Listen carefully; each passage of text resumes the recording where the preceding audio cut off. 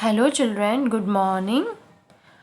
I am Lata Bhojwani. Today we are going to learn the remaining part of the chapter number 15, The Coming of British. This is the video number 4 of the same chapter. In this video we are going to learn the partition of the Bengal and the Swadeshi movement and boycott of British made goods. Let's start these topics. First of all, in last video we have learned about the Indian National Congress. Many leaders joined that political party, Indian National Congress. Some of the leaders like Lal, Bal and Pal have started their own assertive nationalist phrase, or we can say a party. It was regarded as self-reliant party. Now, after this INC, Indian National Congress, in 1905, the province of Bengal was divided into two parts. Lord Curzon was the Viceroy of India from 1899 to 1905. Viceroy means a person who is governing a colony, or we can say country, as a representative of that particular area or a country. तो उस time Lord Curzon ही viceroy थे India के, जो पूरी country को govern करते थे. Okay, सो उन्होंने क्या किया था, उनकी एक स्ट्रैटेजी थी ब्रिटिश लोगों की. उन्होंने बंगाल को दो पार्ट में डिवाइड कर दिया. कौन से दो पार्ट में डिवाइड कर दिया? We can learn about this. See in this picture you can see the Lord Curzon, जो इंडिया को गवर्न करते थे. Now they have applied the divide and rule policy. Divide means you know about division, मतलब दो चीज़ों को अलग करना, डिवाइड करना, और रूल करना मतलब उस पर राज करना. सो ब्रिटिश लोगों ने डिवाइड एंड रूल पॉलिसी अपनाई थी. पहले तो उन्होंने दो लोगों के बीच में फूट डाली और फिर वहाँ पे अपना राज किया. That is called divide and rule policy. Okay, in this policy Bengal was partition into two parts, और Bengal was divided into two parts, Hindu dominated area और Muslim dominated area. Hindu dominated area और मुस्लिम डोमिनेटेड एरिया में उनको divide कर दिया गया था. The reason was that it would take ruling much easier. British लोगों ने क्या रीज़न दिया डिवीज़न का, कि बंगाल को हमने दो पार्ट में क्यों डिवाइड कर दिया, कि हम उस पर रूलिंग अच्छी तरीके से कर सकते हैं. अगर हम साथ में नहीं कर पाएंगे बट डिवीज़न हो जाएगा तो we can do it in easy way.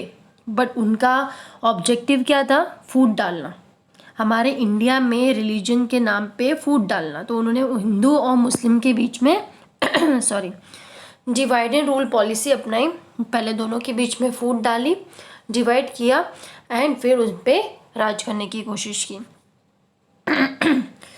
Thousands of people protested against the partition. Because of this massive protest, the British were forced to reunite the two parts in 1911. क्या हुआ? Thousands of people were aggressive at that time.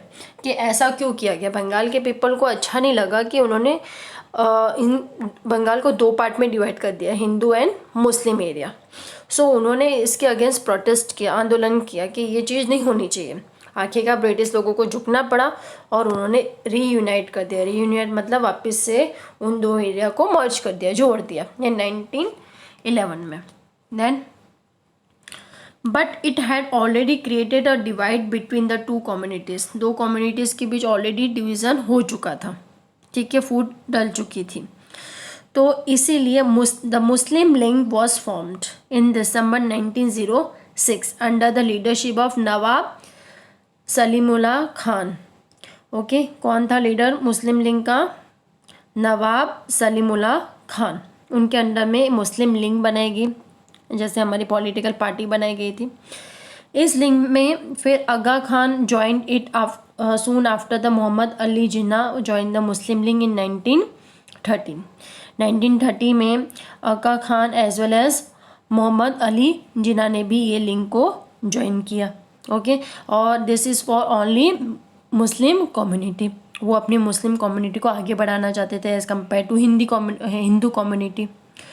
सो जो बंगाल का partition का objective था, जो British लोग चाहते थे, वो हो गया। दो कम्युनिटी के बीच डिवाइड एंड रूल की पॉलिसी आ गई। रूल तो समझे नहीं हो पाया ज़्यादा टाइम तक, लेकिन डिवीज़न तो हमेशा के लिए हो गया। हिंदू वर्सेस मुस्लिम उन्होंने कर दिया। Then after the next topic is Swadeshi movement and the boycott movement. Swadeshi movement, स्वदेशी means the goods that are manufactured in India, in our own country, that is called स्वदेशी। स्वदेशी गुड्स बोलते हैं हम उसको। बॉयकॉट मतलब किसी चीज़ का बहिष्कार करना, उस चीज़ को यूज़ नहीं करना। जैसे nowadays we are boycotted the China products, China made products, हम नहीं उसको यूज़ करते हैं। So two important events of the Indian nationalist movement were the launching of Swadeshi and boycott movements in Bengal in 1905. They had a simple principle. They have made simple principle that British made goods were boycotted. जो British का goods है, जो British लोग goods बना रहे हैं, जो सामान बना रहे हैं, हम उसको क्या करेंगे, बॉयकॉट करेंगे।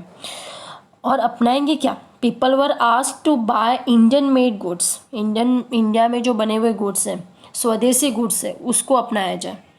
सो that's why it lead to establishment of textile mills, banks, shops, pen factories, many factories were established.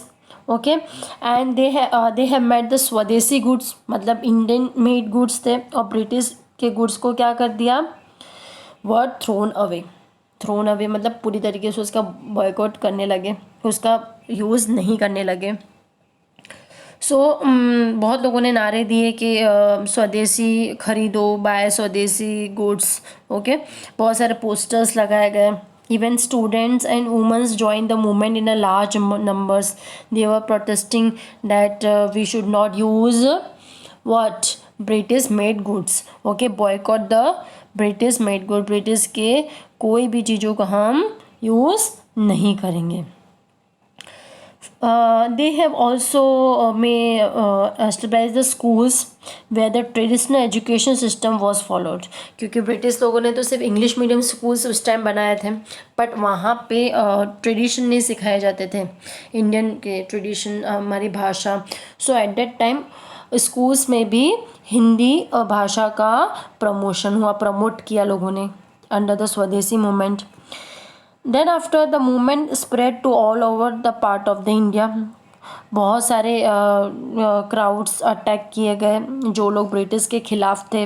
British लोगों ने वहाँ पे लाठी चार्ज भी किया। क्राउड्स वो attacked by the British authorities, hit with lathis and bullets and put into jails, but it did not deter them. ठीक है, फिर भी लाठी करने के बाद, जेल में जाने के बाद भी इंडियन लोगों ने स्वदेशी गुड्स को ही अपनाया। Then after what happened, finally the British agreed to bring in some reforms.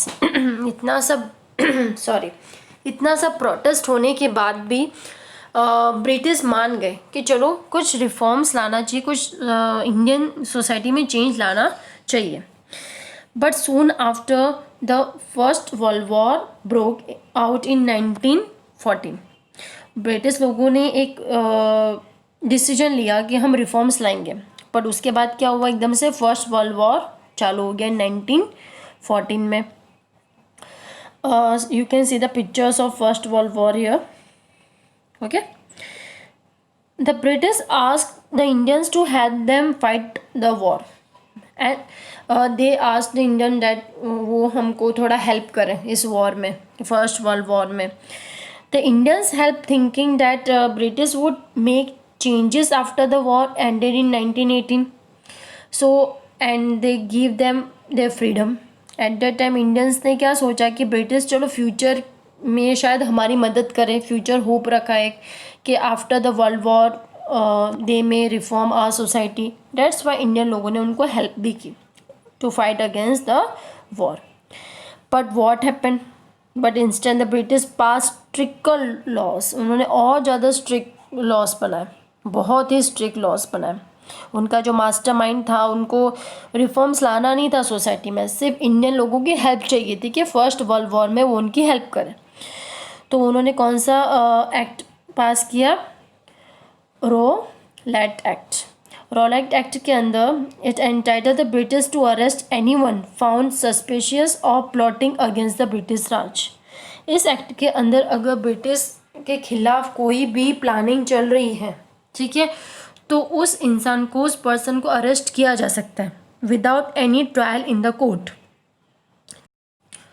Under this act, those supposed to be involved in revolt against the British could be in imprisoned. Means those person who were doing plotting or planning against the British के खिलाफ कोई साजिश रची जा रही है या protest किया जा रहा है, सो दे वर बी इन प्रिजन। उनको जेल में डाल दिया जाएगा विदाउट एनी कोर्ट ट्रायल, या कोर्ट में उनको कोई भी अपना बात रखने की इजाज़त नहीं होगी, उनको अरेस्ट किया जाएगा इस एक्ट के अंदर। Okay, so this were the Swadeshi movement and boycott of British made goods. So we have done with this chapter. I hope you all have understand this. Thank you students, have a good time.